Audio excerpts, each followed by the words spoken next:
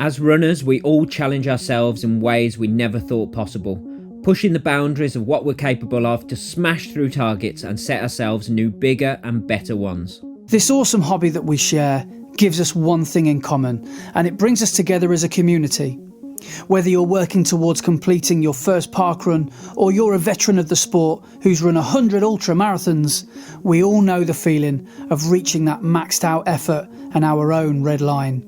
Welcome to our podcast, where your hosts Brett Elsmore and Andy Maguire discuss the struggles, the successes and everything in between on our running journeys, as we all work towards the next time we're running the red line.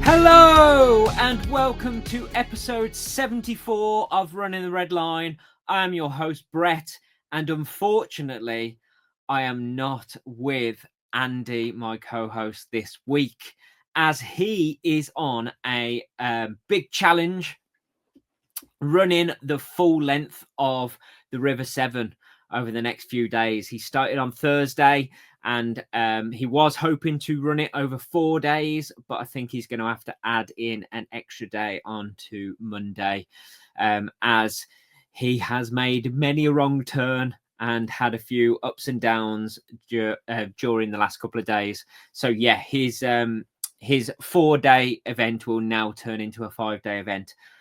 But although he is not with us, I will try and get him on the phone very shortly. I didn't want to miss a week of the pod because we are in the middle, well, almost at the end of our Parkrunning the Red Line challenge. So I wanted to make sure I got the results for last week in our challenge out for people to hear. But yeah, and his challenge, he has decided he'd been thinking about it for a long time, and he'd been recceing some of the route over the past few months. But he has decided he wanted to run the full length of the River Severn from the source all the way to the end down in Bristol. So it's 220 miles, which is pretty crazy to do all in one go over a few days. But today is Saturday, and his route today will take him through Ironbridge, Bridgnorth, Bewdley, Stourport, Hollyfleet, and he's going to finish in Worcester. Hopefully he's going to finish at Worcester Pitchcroft at around 8 p.m. this evening. That's what he's hoping. He is doing it all for cancer research. So if you go to Andy's Instagram page, he is sharing the link for donations if you would like to donate. If you don't feel you can donate, just go and give him some support. Go and send him a nice message or anything at all, just to G him on and show that you are behind him all the way.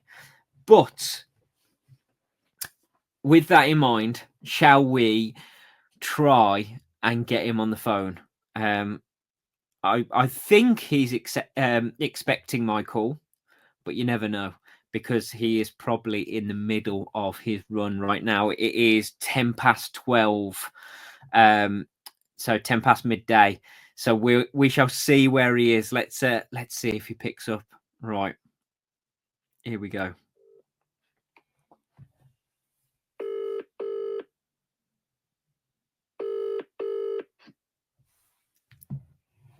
Buongiorno.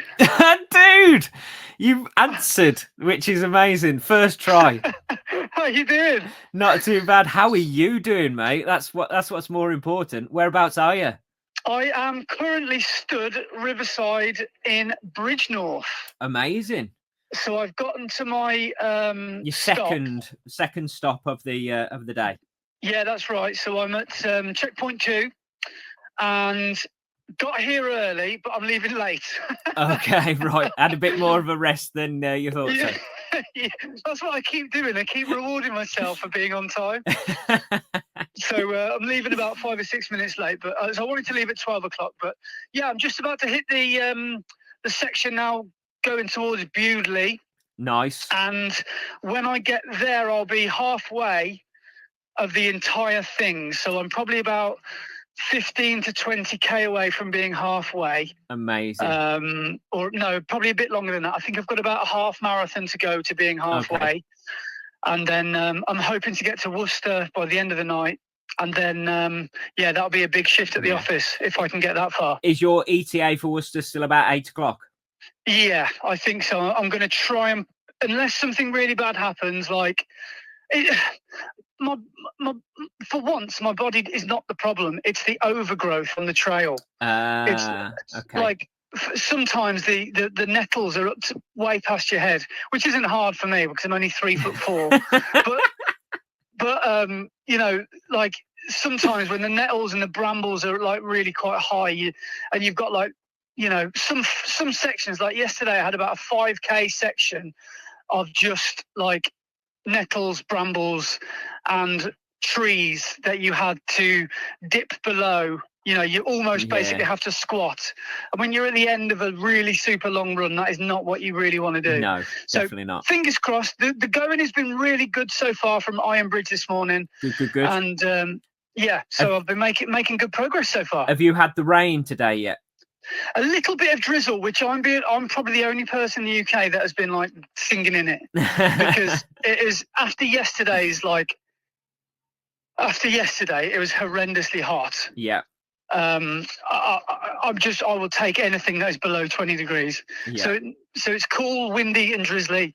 That's perfect for ultra running for me. Good. So tell us, because you had a little bit of a mishap on the first day, didn't you? Which one? Which time? Well, didn't you go about 10k out of your way? Well, across the whole day, I've added about 10 kilometers, about 6 miles of wrongness. Yeah. Because I'm at the mercy of this GPX file, and it's like someone has just basically drawn a straight line over a map.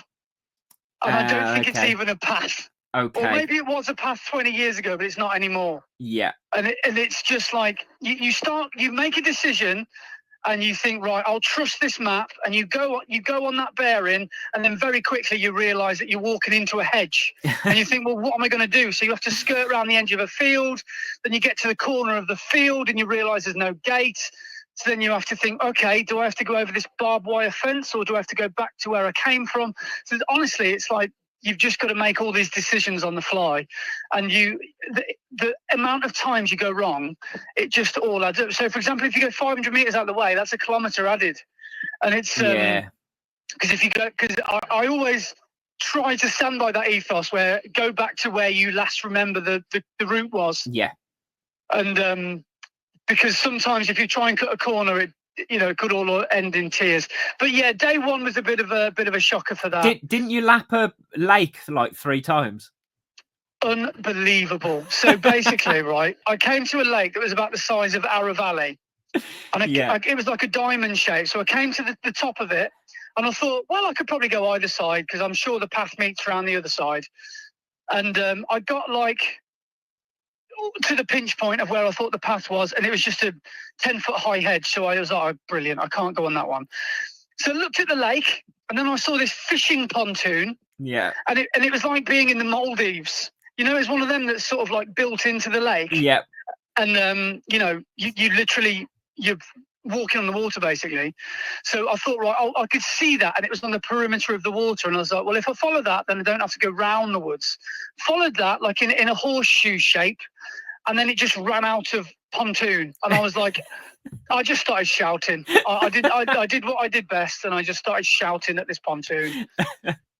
And then I realised I had to go all the way back to then go all the way back round the other side of the woods. There's little things like that you try and second guess something, and it very often doesn't go to plan. Yeah. But it's all part of the adventure. Exactly. It wouldn't be fun, would it, if it was easy sailing? Well, I can say that now. It wasn't fun at the time. Yeah, but there's plenty of stories coming out of it. So it makes great content. Yes, and this morning I was running down down the river, and there was a race going the other way, and I was so tempted to join in with them. One person, because it was like an out and back, what looked like a big out and back. And so the leader was running the other way, and I could hear his blooming alpha fly a mile away. And I tried to keep pace with him. And no joke, I lasted 2 strides.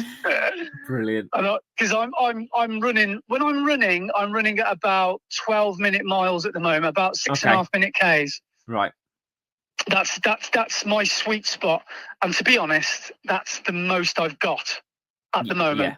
Yeah, but you need to take it easy because you're doing such a long distance. If you tried to go any faster than that at the start, you'd be absolutely blowing for the end of it. So yeah, exactly. And I'm still only halfway. So exactly. I don't want to get too carried away. But I've reached that terminal. Well, I don't think I have yet.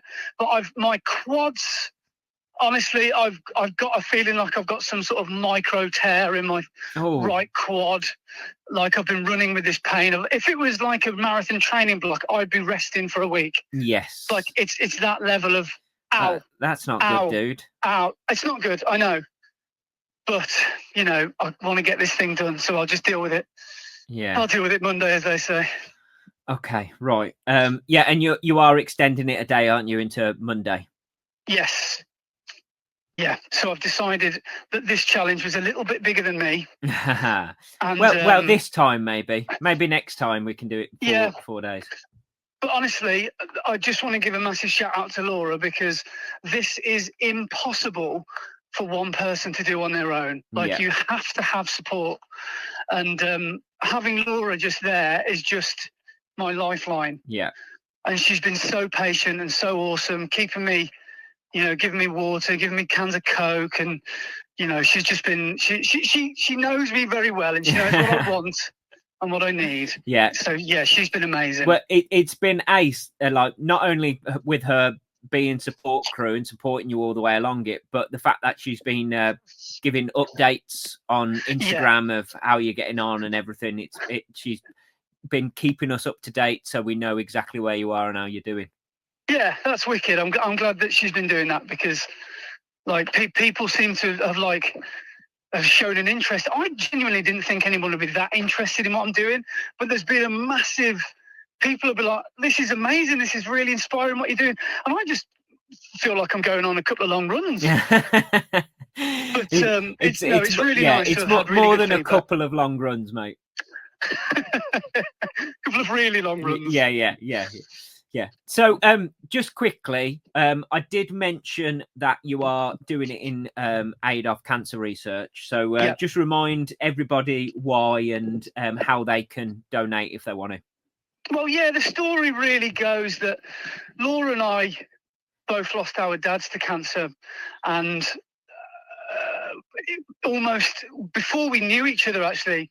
Because I've never met Laura's dad, which is very sad, and she never met my dad. But basically, cancer research is it's one of those things where I just feel like the research is getting better and better. Because, for example, Laura's mom has had breast cancer in the last 12 months, and she's now made almost, I don't want to jinx it, but almost a perfectly full recovery now. Amazing. And because of that research, and because of people donating, and because of the amazing advancements people are making with the science, people are able to fight the dreaded C word and, that sort of thing. So that's the motivation, is to do it for people that have either lost people or people that are facing an ongoing battle. And let's be honest, everybody knows someone, if not themselves, who's gone through it. Yeah. So that's what I'm doing and who I'm doing it for. And I just want to suffer a little bit, because I feel like it's a little bit of a long run and a little bit of a quad pain, and a couple of blisters is nothing compared to what some people go through. Yeah. And who knows, maybe it might inspire people to go on an adventure of their own and try some crazy long runs like this, and maybe do some sort of fundraising drive for themselves. Yeah, amazing, dude. It's incredible what you're doing. Cheers, mate. The fact that you have managed to get as far as you have with the mishaps and the ups and downs you've had so far is incredible. Do not ever beat yourself up about adding an extra day, because it was the right choice. As I've always said, the only person who can make the right choice is you in the moment. So you're doing that, and you're getting through it, and you are doing it, mate. Well, what happened was, at the end of the first day, stupidly, one of the checkpoints was McDonald's. And I saw the Mackies, and I just thought, I'm done for the day. Yeah. Because imagine having two double cheeseburgers and some chicken selects, and then having to run an extra half marathon to finish the day off. Wait, you haven't got to have two double cheeseburgers and some chicken selects, mate. You haven't got to have two, but I know what you mean. I know. Shamefully, I didn't even have that. All I could manage was some chips. Oh, really? Yeah. But, the salty goodness. Yeah, but then again, we did drive to a pizza shop after, and I got a pizza and chips from a dodgy kebab shop in Welshpool. Fantastic. So every cloud. Yeah, exactly, dude. Well, I will. You're not on a stop at the moment, are you? You're not on I've just left. So Laura's just left me, and cool. I'm on my way south now towards Bewdley. So I'm on the road again. Right. Okay. Right. I will leave you then to crack on and get this done, mate. I am super proud of you, and I'm sure all of our listeners and watchers are super proud of you as well, mate. Nice one. So thanks very much, and thanks for your support, mate. And dude, maybe one day we'll do one together. We'll run the actual route this time. Yeah, definitely. It'll be about 100 miles shorter. Dude, you're doing a fantastic job. Keep it up. Mate. Get through it, and I will see you at the end. All right. That's it. We're just gonna keep pushing and keep going. Yeah, amazing. Nice one, dude. Cheers, Best mate. of luck. Take it easy. Run well. See you soon. Bye. Well, how's about that? The man himself on the phone. So he is doing an amazing job. I don't like the sound of that pain in his quad. He said it feels like a micro tear or something. So every step's painful. Don't like the sound of that, but I know what he's like, and he will. He's like me, stubborn. He will struggle through and get to the finish, no matter what. So best of luck, Andy. And go and give him some support on Instagram. Go and send him a message. Make him feel good for the big challenge and the good that he is doing. But bit of running news. So last episode we spoke about the London Diamond League that was happening, and it all went down. Really good event. But just wanted to go through some results very, very quickly. So in the men's 800 meters, Emmanuel Wanyonyi, he once again came out on top, and he ran on the nose 1 minute 42. And that was a meeting record for the London Diamond League. So that is amazing. He was following Marco Aerop around, who took it out, and Marco Aerop was leading for, I would say, probably 750 meters, and in the last 50 meters, Wanyonyi just took him on the inside and came over to take the win. So Marco Aerop came in second in 142.22, and then in third, with a great surge right at the end, we had one of the Brits, Max Bergin, who came in 142.36, and that is a PB for him. So that was an awesome bit of running from Max Bergin. Just came round the outside of Bryce Hoppel, the American, in the last few. It was about the same, about the last 50 meters, and came in to get the third. So amazing work. We also in that race had two other Brits, Ethan Hussey, who came through in 9th in 1:44.30, which was a PB, and Ben Pattison came in 10th in 1:46.08, which was a season's best. So great work from everybody in that. Then the women's 5,000 meters, the winner of that race was Medina Isa in 14:30.57. In second place was Fantayi Bellani in 14:30.90. And then in third was the Australian Rose Davies, who ran 14:31.45, which was an area record. So that is an Australian record for the 5,000 meters. She was already the Australian record holder for the 5,000 meters, and now she's gone even quicker, which is amazing. And then the Brit in that race in 11th was Hannah Nuttall, who came in 14:39.48, which was a PB.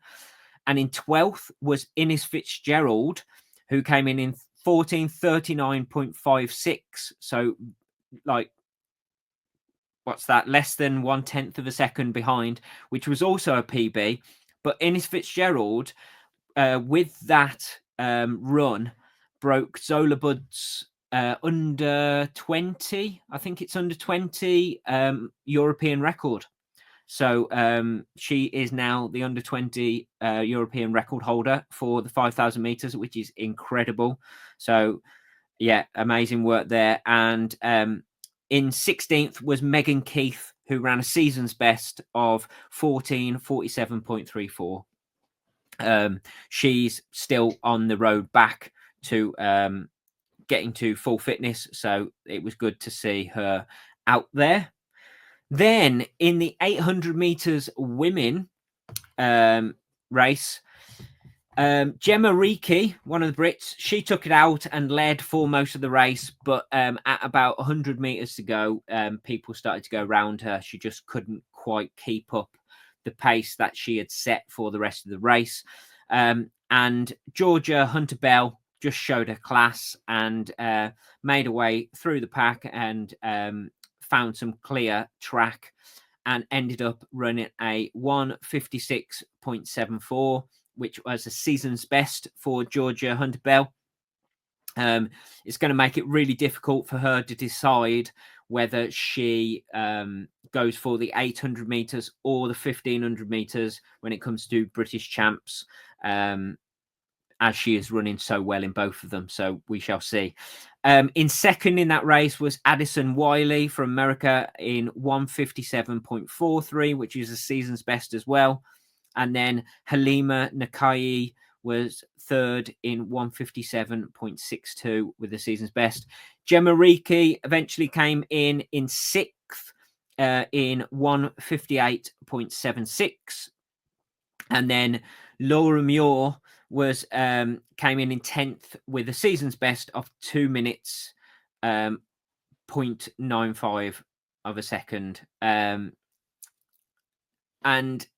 yeah, that's a season's best, but I think it's possibly only her first or second 800 meters of the year because she's been out with injury. So she's definitely coming back, and it's good to see her back racing. So hopefully she can get back to a really good standard for when British Champs comes round.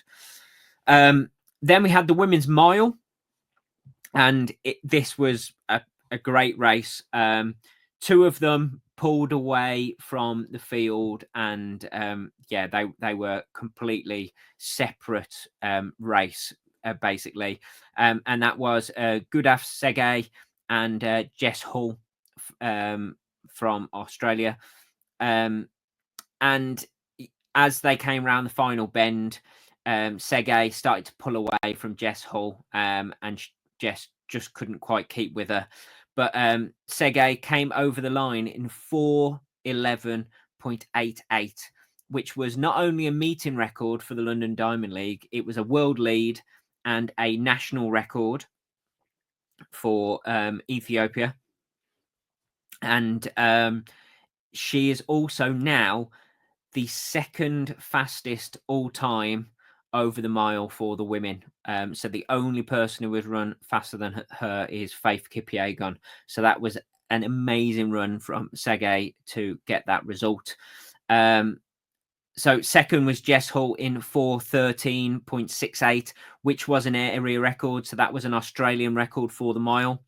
And in third was Sarah Healy in 4:16.26, which was a PB for her. In fourth was Sinclair Johnson, who ran 4:16.32, which was an American record for the mile. So that was amazing. In fifth was Marta Zaloni from Italy, who ran 4:17.16, which was a national record for Italy. In sixth was Agatha Guillemot, who came in 4:19.08, which was a national record for France. Then in seventh was Reve Walcott-Nolan, who came in 4:19.16, which was a PB for her. She was our British runner in that race. And then in eighth was Salam Alfonso, who came in 4:19.51, which was a national record for Portugal. So loads of national records. There was another one. Esther Guerrero in 12th in 4:20.12 was national record for Spain. And then the other two Brits we had in the race was Erin Wallace, who came in 14th in 4:20.44, which was a PB, and Katie Snowden in 16th in 4:24.71, which was a season's best. So yeah, that was pretty amazing, that mile race. But then the final race of the event was the men's 1500 meters. And all eyes were on all of the British guys. We had 5 British guys in this race, but obviously main eyes were on Josh Kerr to see whether he could get another win. George Mills took it out and was leading for most of the race, and he had a good pace coming towards the end, but started to fade. So Josh Kerr and Fanuel Koech, who is a Kenyan, but he's only 18, so he's a young up and coming Kenyan. Both of those went round George Mills, and then Cam Myers, a young Australian, was trying to get through on the inside of George Mills and clipped George Mills' heel, and George Mills went down, which took down Cam Myers and took down Robert Farkin as well, the German. So they all went down, and then other people behind them had to hurdle them, and it was all a bit messy behind. So eventually Fanuel Koech and Josh Kerr pulled away from everybody because of the mess that happened behind them. But Josh Kerr couldn't quite keep up with Koech. Koech had a great finish and outsprinted Josh Kerr to the win in 3:28.82, which was a meeting record for the London Diamond League. And then Josh Kerr came in second in 3:29.37, so a sub 3:30, which was the season's best for him. In third was Isaac Nader, who came in 3:31.55, and then just behind him in 3:31.58 and a season's best was Jake Whiteman, which was great to see. Great to see Jake Whiteman getting back to his best, and I'm really looking forward to him seeing him run in the British Champs and seeing how well he goes. Hopefully he's going to go for the 1500 meters rather than the 800 meters, but we shall see. Then in fifth was Drew Thomas, the young Australian, in 3:32.36. In sixth was our third British guy, Elliot Giles, in 3:32.51. Then Neil Gawley came in 10th in 3:33.69. I think he got had to do some hurdling and got caught up in the falls. But then George Mills, Cam Myers, and Robert Farkin all got up and jogged in. So George Mills eventually crossed the line in 4:18.37. But yeah, it was an amazing race. Koech showed that he's one to watch out for, definitely.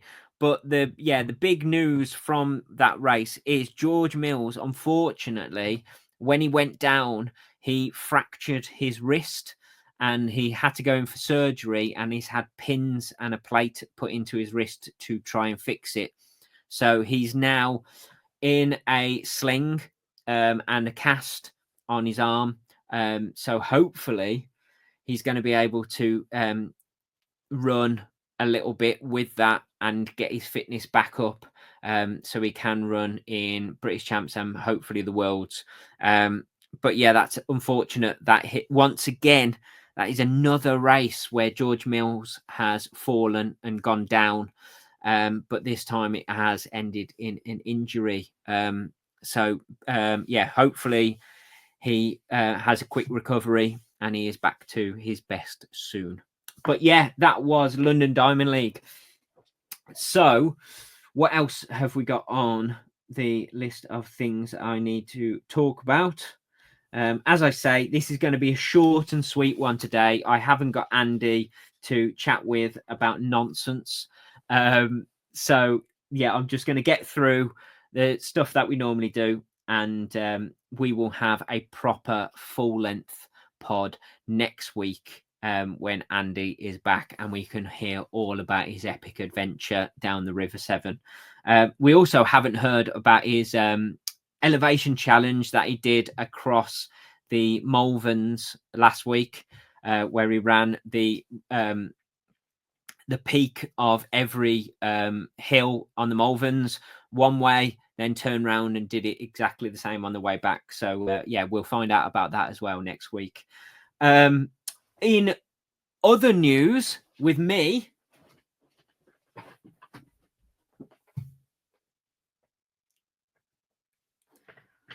I have a free leg. I am finally out of the boot. I will talk more about this next week when I can chat through it with Andy. But I went to Fracture Clinic on Wednesday and got it x-rayed, and they said it is more or less healed now. So I've just got to take it easy.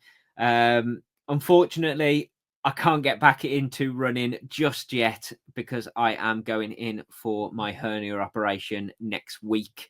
So it's going to be a couple of months before I am back running, which is possibly a good thing because it gives my leg a bit more time to heal fully before I do get back into running. And I shouldn't then make it worse as long as I have a nice, easy, gradual return to running. But I am looking forward to that. Not so much the operation and the time out, because that's going to be tough.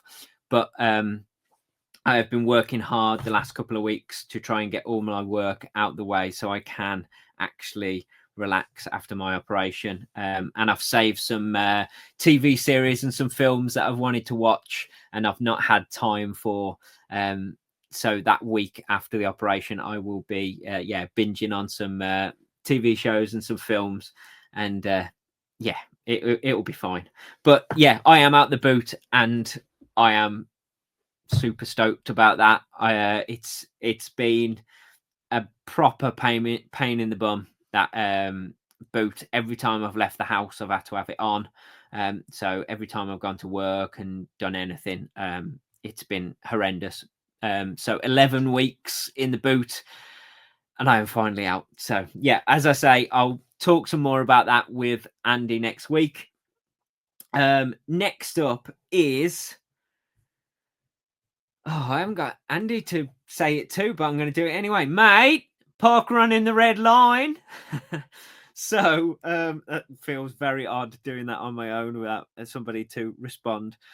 But this is the main reason I wanted to put a pod out this week, is the Parkrunning The Red Line.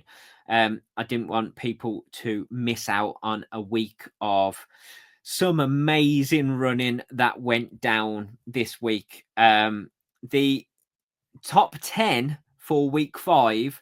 To get into the top 10, you needed to run at least 39 seconds away from your PB. So anything 40 seconds and over, you wouldn't have been in the top 10. So it was some incredible running this week. We actually had 5 new PBs. 5 new PBs this week. So the top 5 from week 5, in 5th place was Steve Hobson, who managed to run 22 seconds under his old PB, which is incredible. And then in 4th place was Harrison Bean, who ran 27 seconds under his old PB. So awesome work, both Steve and Harrison. Then in 3rd is someone who broke their PB in week 4 and decided to do it again in week 5. And that is Martin Maguire, who managed to this time go 30 seconds under his PB. So his consistency over this last 5 weeks has been incredible. He has got very close to his PB for the first 2 weeks, got within seconds of his PB in the 3rd week, and then got a PB last week and is now broken it by 30 seconds, which is incredible. So amazing work, Martin Maguire. And then this is the craziest part of week 5. Now, we had 2 people who went out and absolutely smashed it. So it's in the leaderboard, the overall leaderboard, it is all change once again for a 5th week. Now, these 2 people fully went for it, and they have knocked down their PB by a huge, huge amount. And I don't quite believe it myself, and you won't believe it, but there is 1 second between them. And they both run very similar times, so they are both very similar paced runners. But in 2nd place is Chris Dorr, who went over to Pitchcroft last week and managed to break his PB by 108 seconds. So 1 minute and hang on. Yeah, 1 minute and 48 seconds off his PB, which is incredible. He absolutely smashed it. So amazing, Chris. But in 1st place was Carl Bennett, who managed to break his PB 109 seconds. So 1 minute 49. There was 1 second in it. Chris is under by 108 seconds. Carl beat his by 109 seconds. So amazing work by both of you. And I can't believe it was that close last week. It's incredible. Incredible. So leaderboard has completely changed. We now have, during this challenge, which is incredible, 12 people. Out of the 50 people that entered, we have 12 people who have now got a PB, which is so, so good. But the top 10 on the leaderboard after week 5 looks something like this. So in 10th place, we have Matthew Morris with -7 seconds. In 9th place, we have Max McCall with -13 seconds. In 8th place, we have James Clifton with -16 seconds. In 7th, we have Erica Donkin with -19 seconds. In 6th place is Steve Hobson with minus 22 seconds. In 5th place is Harrison Bean with minus 27 seconds. In 4th place, he's gone up the leaderboard, is Martin Maguire with minus 30 seconds. In 3rd place, Adam Bodin with minus 71 seconds. And in 2nd place is Chris Dorr, just missing out on that 1st place with minus 108 seconds. And in 1st place, topping the leaderboard, is Carl Bennett with minus 109 seconds. So amazing work from everyone on this challenge so far. It has been incredible to see everybody pushing their limits and pushing themselves to go out and run their socks off. Both me and Andy can't believe how much people have got into this challenge, and we really appreciate everybody putting their all into it. We will do it again at some point, but yeah, this challenge has been incredible. Obviously, it is Saturday today, so people have been out and run their final effort for the 6-week challenge of Parkrunning The Red Line. So we shall see if anything changes. I have no idea what anyone has run this morning, apart from good old Leggett Lee, who the 50-50 chance went onto the side of happening, and I saw him down at Ara Valley Parkrun this morning. And yeah, we shall talk about his result next week. But yeah, awesome work, Lee, and it was great to see you this morning. So that is Parkrunning The Red Line, week 5, and absolutely incredible work from everybody so far. I did, though, slightly related to Parkrunning The Red Line, but not during a parkrun. So I wanted to give a shout out to Matt Southam, and unfortunately, he decided not to do this at a parkrun, but at a race, so an official 5K race. But he got his 5K PB and smashed it by 29 seconds. But he went sub 17 for the first time. So amazing work, Matt. That's incredible. He ran 16:46 for the 5K. And yeah, that's awesome, Matt. Amazing that you've done that. Disappointed you didn't do it at a parkrun for the challenge, but yeah, breaking 17 minutes is a massive achievement, and I'm very, very jealous that you have done it before me. But incredible work, and yeah, I wanted to give you a shout out for your 16:46 5K. Yeah, incredible. So what else do we have left? Yes, last thing to go through. Well, a couple of things to go through, but we had a few comments from the last couple of episodes, so I just wanted to go through those quickly. First one is from Hayley Kirkham, and she says, flashbacks to Boris and COVID announcements, listening to you both trying to work out if it's quicker to speed up in a mile or kilometre. Quicker in a mile. No, in a kilometre. No, mile. No, kilometre. Howling. I'm still none the wiser, and will stick to my kilometres. They're over so much quicker. Yeah, I confused myself last week talking about that. I knew I was right to start off with, but then chatting about it, I started to confuse myself, and I second guessed myself. I shouldn't have. I should have just gone with what I had, because yeah, it was right. It's easier to speed up a second during a mile. Yeah, a second per mile is easier than a second per kilometre.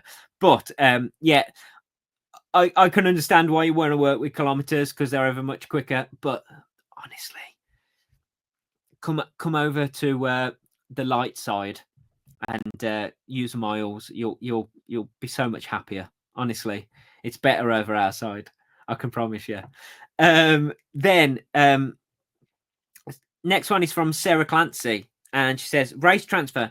I couldn't make the Copenhagen half the first year I secured a place, and they did a similar thing. I just put up a message on their Facebook page asking if anybody was looking for a place, and I was inundated with messages. I ended up selling it to a Danish lad who ran much quicker than I would have been able to. It was fairly straightforward. I did have to pay a small transfer fee though, but only sold it for face value. I think the way they are doing it this year is different RE sales wise, as it's sold out so quickly. It was the same sale code system as Valencia, but worked very well. Cheers for that, Sarah. Yeah, I still need to sort out what I'm doing with my Valencia place, but that's unfortunate you couldn't do the Copenhagen half. But it does say the first year you secured a place. So hopefully you did manage to do it the next year or the year after. So yeah, hopefully you did manage to do it. But yeah, that does sound a good idea, actually. Maybe putting it onto a Facebook group or something, because I'm sure somebody will take my Valencia place from that. I still need to ask around people I know properly first. I'm so behind with everything. Trying to get a load of work done this week. I am behind with everything. In life has just passed me by this past week. It's been mad, but there we go. Then next one is from Saint Sayans, and they say the kilometers or miles debate will never get old. But props to Andy for using units us foreign heathens understand. Yeah. Over in Europe, all you foreigners use those silly kilometers. So yeah, I'm sure you understand when Andy is talking, and when I'm talking about my mileage, it sounds like gobbledygook. But yeah, I'm never straying away from miles. The only time I will use kilometers or meters is on the track. Other than that, it is a miles for me. It just makes more sense. It makes more sense. I can understand it more. And then last comments from last week are from friend of the podcast, Mac, and he says my Garmin GPS has been taking longer too. So it's not just Andy's. Max has too. And then he also says slowly getting through this pod. It is a long one. I know it was a long one last week. I'd love to be a guest. Mac, we would love you to be a guest. We will get you on at some point in the near future to have a chat through all of your running and everything. So yeah, we will definitely get you on, Mac. We will see you on the channel sometime soon. But that is all of the comments. So thank you very much to everybody. If you want to leave a comment on this video on YouTube, you can, and we will get those read out next week. Or if you have a question, or just want to send us a message, or want us to give you a shout out, if you've run a race and recently and you want to tell us how it's gone, please do. You can either put it in the YouTube comments, or one of the best ways is to email us at runningtheredlinepod@gmail.com. And we will get those, and we will get those read out for you.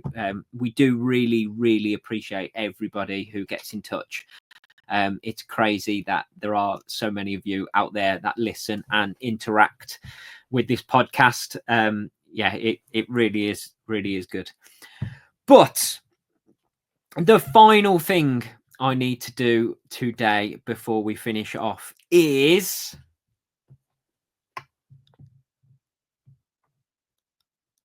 the Strava segment. So let's go. It's very odd doing all of these without somebody to react to it, but there we go. Anyway, so our Strava leaderboard for last week, in first place on our distance was Adrian Pickersgill, and he ran a total of 106.2 miles.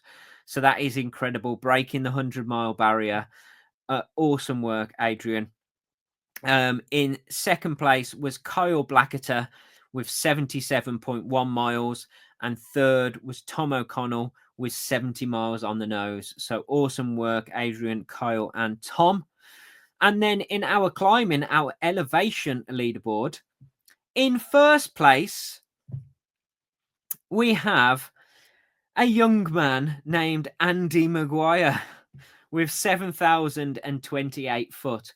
And I know that he went and did that Malvern's challenge and was very, very concerned that Adrian would go out and do a few more miles and get a few more feet elevation.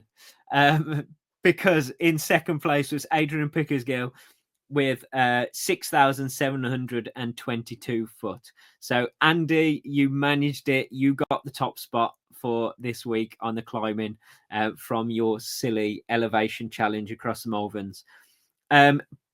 Also in third was Tom Pothecary with 3,967 foot. So great work from you three. And then we have our top three ladies for distance. In first was Victoria Lee with 65.1 miles. And then second and third was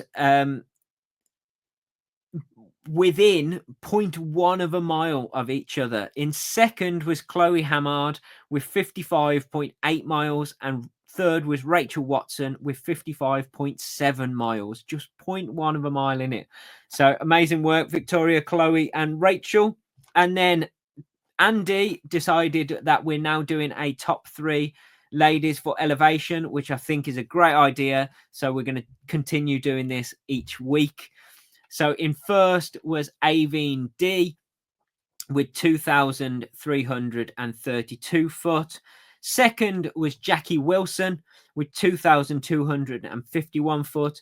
And third was Victoria Lee with 2,070 foot. So amazing work from everybody on our Strava leaderboard this week. If you do want to be considered for our Strava leaderboard, if you want to try and get onto the leaderboard, go and join our Strava club, Running the Red Line.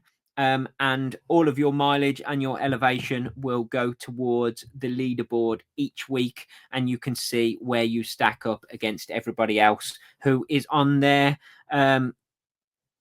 We appreciate everybody who is on there at the moment. There is 344 members, so let's try and get as many as we can on there. So if you are listening and you have Strava, go and join our Strava club, and you never know, you may be on the leaderboard one week.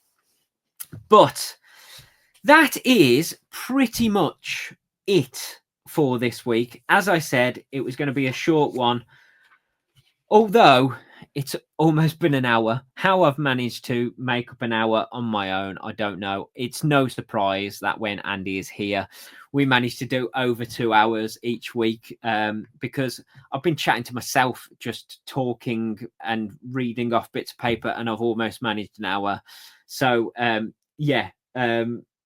will leave you there and say thank you very much for listening or watching, however you consume this podcast. And it's been a pleasure. I'm looking forward to seeing how Andy gets on with the rest of his challenge. Please do go and send him a good luck message, or just absolutely anything to cheer him up and give him some support on this challenge. He's doing an amazing job, and I know he will appreciate anything that you send to him, whether it's a message, whether it's a funny meme or a funny video or anything at all. Please go and do that. But I would say thank you very much for listening, and we shall see you next week. Both of us will see you next week. Cheers, guys.